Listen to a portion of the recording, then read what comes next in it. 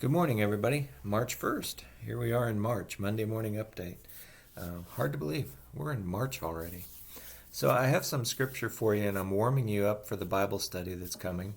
I'm going to read the passage that's right before we actually start our study. And so, this will be March. This will be Mark chapter 14, verses 43 to 50. And then Sunday, we'll start with Mark 14, 51 to 72. And that'll be our first study on Sunday at 9:30. And then we'll do the same study the Tuesday, not this coming Tuesday, but the next Tuesday, the 9th, right? Yeah, the 9th. And that'll be at 6 p.m. We could do 6 a.m. I don't know how many of you would show up for 6 a.m. Probably better stay with 6 p.m. We'll do 6 p.m.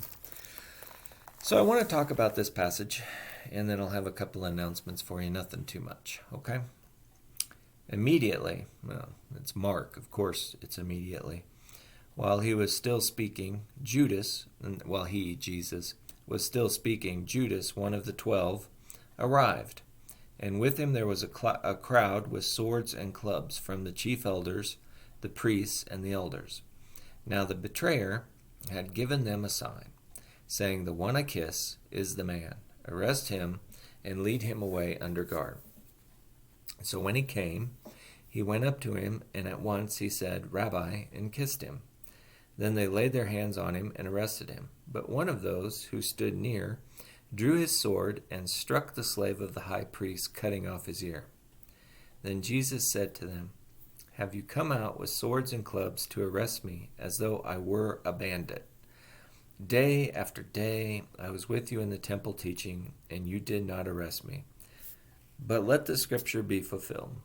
And all of them deserted and fled.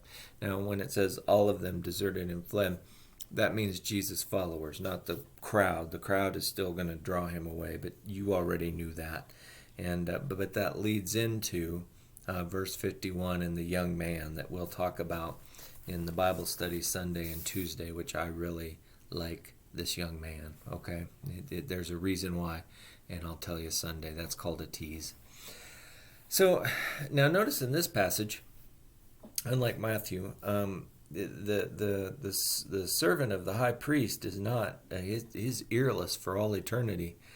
Jesus does not heal him. Instead, Jesus says some words which seem to cause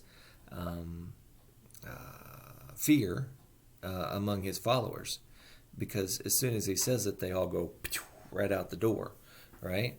And I think it's because they were not prepared. If you remember the prayer in Gethsemane and all of this good stuff where he talks to people that, why are you still sleeping? You're not going to be ready for this. Look at this. Here they come. You aren't ready. And it just fulfills what's going on. The sheep scatter when the shepherd is struck. And that's the passage that is leading this when Jesus said it a few verses earlier, that they're all going to flee away, and they were all like, "Oh, no, no, no." And that's when he says, hey, when we strike the shepherd, the sheep flee. And they never understood it, but they reacted to it. So here, though, notice he says, here I was, day after day, in the temple, broad daylight, teaching. You could have come and got me at any time in broad daylight, and you chose night. But whatever. Scripture has to be fulfilled. Let's go. Isn't that an interesting way? Jesus is saying something here, that this was not his preferred way. This was not what he was really wanting. He knew it was coming, but he would have preferred it in daylight in the temple. But it didn't happen. It happened at night. Now, reasons, of course, the chief priests and the scribes did fear the crowds and how they might react if they took Jesus off the street, out of the temple especially.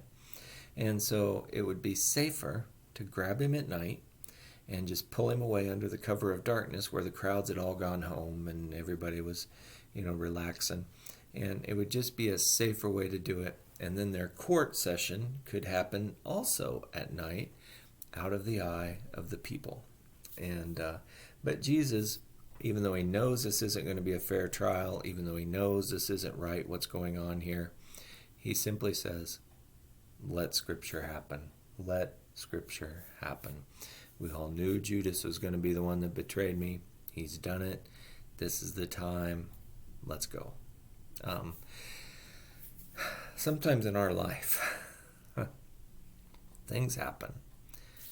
And it's just not the way we thought it should have happened. It's not the way we think it should unfold. It's not right. But it's sometimes, as Christ did, we simply just need to accept this is how it's rolling and roll with it. And if you notice, for Christ, it led to an easy acceptance of the path that he was going to walk. And for the disciples who really weren't ready for that, it caused them to run away. And so face your stuff head on, even if it doesn't feel fair or right. It's happening.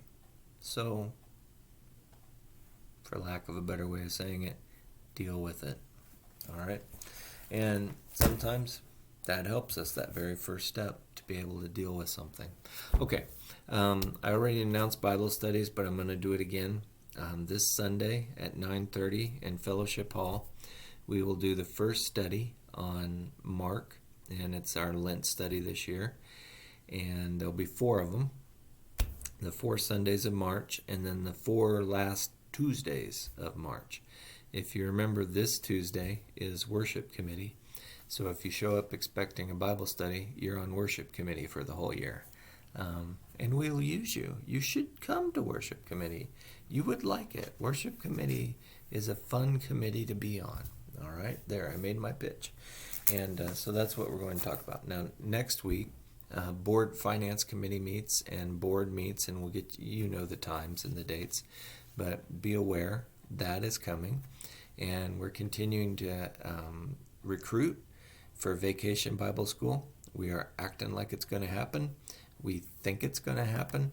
We think we can pull it off with proper protocol and safety and all that jazz. But I think we can pull it off. And I'm excited because we didn't have it last year, and that was depressing. So to be able to have it this year is an awesome thing. All right. So that's about all I have. And next Sunday, I forgot, we need to make this announcement too. We have early service returning at 8:30, and it'll be in the sanctuary. And then Bible study at 9:30, and then the traditional service at 10:30. We've done a lot of reading and research on this that says that the virus, we do a light cleaning in between, we're going to be fine.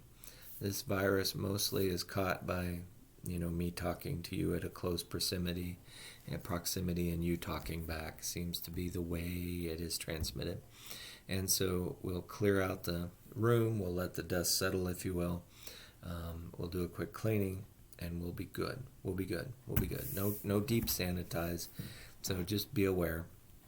What we'll probably try to do is we'll herd you into spots where hopefully we don't have a lot of overlap, if you will, people sitting in the same place. But again, everything we've read, all the stuff we've done, has told us that this should be a very safe option. And that's the only reason we're doing it.